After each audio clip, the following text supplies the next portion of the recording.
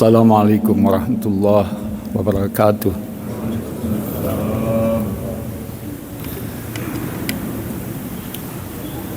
Alhamdulillahilladzi arsala rasulahu bil huda wa dinil haq liyudhhirahu 'alad dini kulli wa kafa billahi syahida.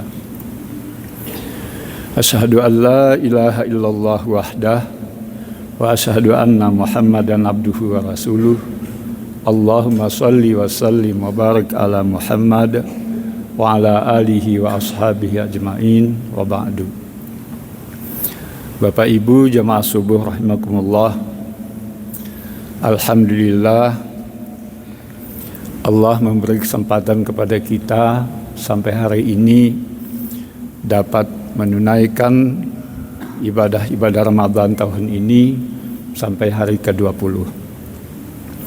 Kita berdoa mudah-mudahan Allah memberi kesempatan kepada kita menuntaskan tahun ini dan bersua dengan Ramadan tahun depan. Salawat salam kepada Rasulullah SAW yang telah menyampaikan agama Allah kepada kita. Mudah-mudahan kita dapat menjalankan sesuai dengan tuntunan beliau. Mudah-mudahan kehidupan kita selalu di dalam redha Allah Subhanahu wa taala. Bapak Ibu jamaah subuh rahimakumullah, pagi ini kita ingin memperbincangkan masalah hukum-hukum yang berkaitan dengan puasa. Yang pertama, puasa ini sebagaimana halnya ibadah-ibadah yang lain merupakan ibadah pribadi yang sangat-sangat pribadi. Allah Subhanahu wa taala memanggil kita di dalam Al-Qur'an surat Al-Baqarah 183, ya ayyuhalladzina amanu, wahai orang-orang yang beriman.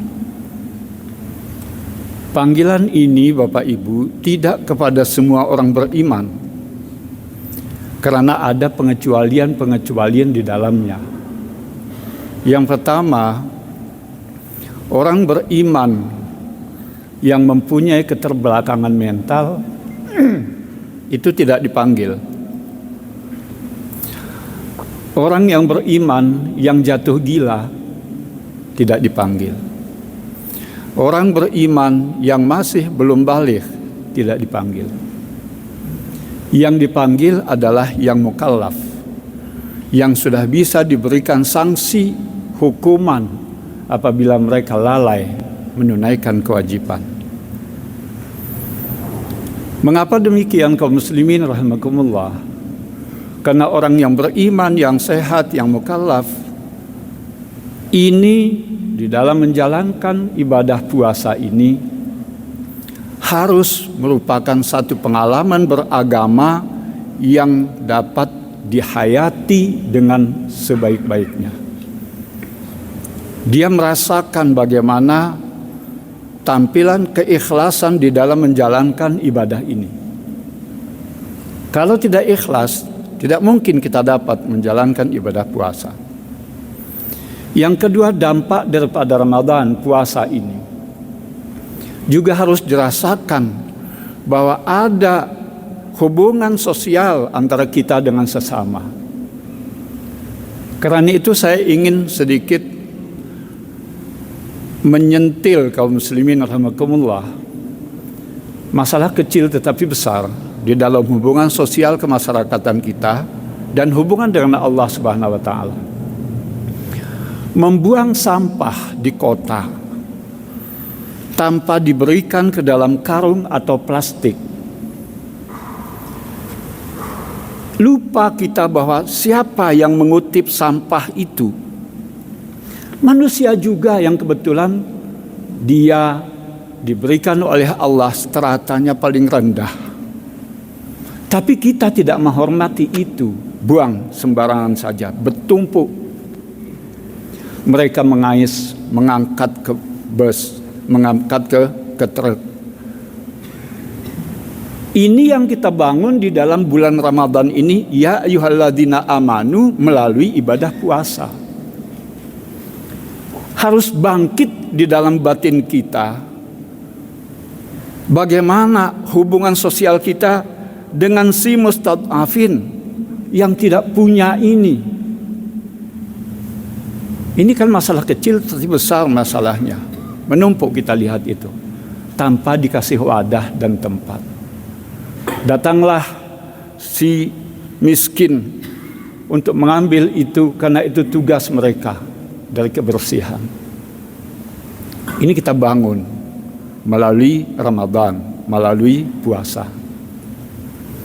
Ini yang harus kita hayati yang pertama kaum muslimin rahimakumullah di dalam melaksanakan Ramadan. Oleh sebab itu puasa tidak dapat diwakilkan kepada siapapun. Dia harus muncul dari pribadi kita untuk membangkitkan satu perasaan yang paling dalam, menjalin hubungan komunikasi dengan Allah Subhanahu wa taala dan vertikal dan horizontal dengan sesama. Yang kedua kaum muslimin rahimakumullah, hukum yang bisa kita petik adalah mengqadha puasa. Di dalam Al-Qur'an disebutkan a'udzubillahi minasyaitonir rajim, ayyaman ma'dudat. Faman kana minkum maridan aw ala safarin fa iddatun min ayyamin ukhra. Ada dua hal keadaan bagi seorang yang beriman tidak menjalankan ibadah puasa dalam bulan Ramadan. Yang pertama karena dia sakit. Yang kedua dalam kondisi keadaan bepergian. Sakit yang bagaimana? Sakit yang temporer. Tidak sakit menahun. Boleh tidak berpuasa. Tetapi kata Allah Subhanahu wa taala, qadha, ganti pada hari-hari yang lain sesuai dengan jumlah yang ditinggalkan di dalam bulan Ramadan. Musafir juga demikian. Boleh tidak berpuasa dalam keadaan safar, tetapi diganti pada hari-hari yang lain. Yang ketiga, kaum muslimin rahimakumullah, fidyah. Fidyah ini diperuntukkan bagi mereka yang sakitnya menahun atau kondisi yang memang tidak memungkinkan lagi untuk melaksanakan ibadah puasa. Dalam bahasa Al-Quran disebut yutiqunahu. Yutiqunahu ini dia makin sehat tetapi tidak mampu menjalankan ibadah puasa karena sudah tua bangka. Fidyah, hendaklah membayar fidyah, bukan qadha tetapi membayar fidyah.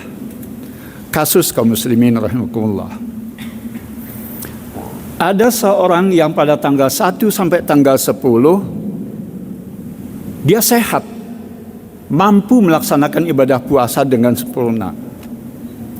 Pada tanggal 11 sampai tanggal 20 dia jatuh sakit, tidak mampu lagi melaksanakan ibadah puasa. Tidak mampu sama sekali. Pada tanggal 21 meninggal dunia.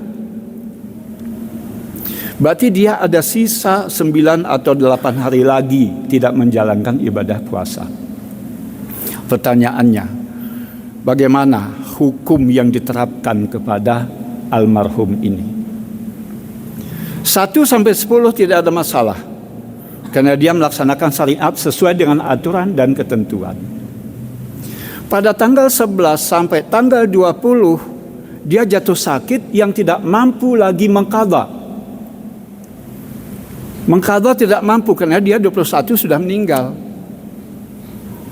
Lalu bagaimana puasa yang 11 sampai 20 ini? Fidyatun ta'amu miskin, bukan qadha kaum muslimin rahimakumullah. Dan qadha tidak dapat diwakilkan kepada, karena tujuan hakikat daripada Ramadan kalau diwakilkan itu tidak ada. Karena ini membangkitkan satu jiwa, satu perasaan yang paling dalam untuk bisa merasakan bagaimana hubungan dengan Allah dan sesama. Tanggal 21 selesai itu memang inqata'a anhu amaluhu illa min salasin. Kemudian hukum yang keempat kaum muslimin adalah kafarat. Kafarat ini denda dari Allah, hukuman, tebusan yang diminta oleh Allah kepada kita. Kasusnya apa? Ada satu hadis dari Abu Hurairah. Anna Abu Hurairah radhiyallahu anhu qala, Abu Hurairah berkata, ata rajulun Nabi sallallahu alaihi wasallam. Ada seseorang datang kepada Rasul, faqal, kemudian ia curhat berkata, halaktu, aku telah celaka ya Rasulullah. Aku telah celaka. Waqa'tu ala ahli fi Ramadan. Saya menggauli istri saya di siang Ramadan ya Rasulullah. Faqal, apa jawaban Rasul? Atiq raqabah. Merdekakan hamba saya. Laisali, saya tidak punya ya Rasulullah, katanya. Kemudian Rasulullah mengatakan lagi, fasum syahraini mutatabi'ain. Puasa kamu 2 bulan continue, betul-betul tidak boleh ada cacat celah di celah-celah. Umpamanya sudah 15 hari kemudian tidak bisa lagi puasa, itu batal, ulang dari 0 lagi. Mutatabi'ain 2 bulan. La astati ya Rasulullah, saya tidak mampu ya Rasulullah. Faqal, Rasulullah mengatakan, fat'im, beri makan sittina miskina, 60 orang miskin. Kapan hitungannya tidak boleh kita hubungan suami istri? Padahal di dalam bulan Ramadan dikatakan bahwa malam Ramadan itu boleh kamu menggauli istrimu, boleh kamu makan minum sepuasmu. Di negara kita ada disebut imsak. Imsak ini lampu kuning. Apakah boleh begitu sirine mulai berdengung kita masih boleh makan sahur? Boleh. Kapan batasnya? Sampai azan dikumandangkan. Ini ada satu hadis dari Aisyah nanti antara Bilal bin Rabah dengan Abdullah bin Ummi Maktum. Bilal bin Rabah ini azan, dia sebelum masuk fajar. Kemungkinan itulah yang kita ambil sebagai imsak, kehati-hatian untuk tidak kebablasan. Kemudian Ummi Maktum itu setelah masuk waktu subuh baru azan dia. Disitulah kita tidak boleh lagi makan, tidak boleh lagi hubungan suami istri. Ada pertanyaan kaum muslimin rahimakumullah. Pak, bolehkah setelah kita kembali salat subuh kita melakukan hubungan lagi? Ini sudah masuk waktu Bapak Ibu. Sudah masuk waktu. Satu lagi pertanyaan. Kita hubungan suami istri, kemudian kita sahur. Sebelum kita mandi, sudah azan. Sahkah puasa itu? Karena kita belum mandi, memasuki waktu puasa. Sahkah puasa itu? Kita jawab langsung ke muslimin rahimakumullah, masalah mandi junub tidak ada hubungannya dengan puasa, tetapi dia berhubungan dengan salat. Ini saja kaum muslimin rahimakumullah beberapa hukum yang bisa kita petik dari pelaksanaan ibadah puasa. Mudah-mudahan kehati-hatian kita di dalam melaksanakan ibadah puasa betul-betul dijaga, jangan sampai melanggar ketentuan. Dan saya mendengar jarang sekali diungkap masalah yang berhubungan dengan kafarat pelanggaran di dalam bulan puasa. Inilah tadi di Indonesia tidak ada budak. Kalau tidak ada budak, maka kita puasa 2 bulan. Tidak boleh memilih. Saya mengambil memberi makan fakir miskin saja. Tidak bisa. Kalau memang betul tidak mampu dengan alasan syar'i melaksanakan puasa 2 bulan kontinu, barulah boleh kita ke pilihan yang ketiga. Tetapi kalau kita bikin alasan-alasan yang sebenarnya itu tidak dapat diterima secara syar'i, maka sama halnya dengan kita belum menunaikan kewajiban kita.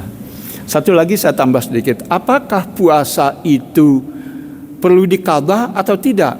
Karena kita sudah puasa 2 bulan. Hal itu tetap merupakan satu kewajiban untuk mengqadha yang ditinggalkan akibat daripada kita melanggar ketentuan tadi. Mudah-mudahan kaum muslimin muslimat bermanfaat, kurang lebih mohon maaf. Assalamualaikum warahmatullahi wabarakatuh.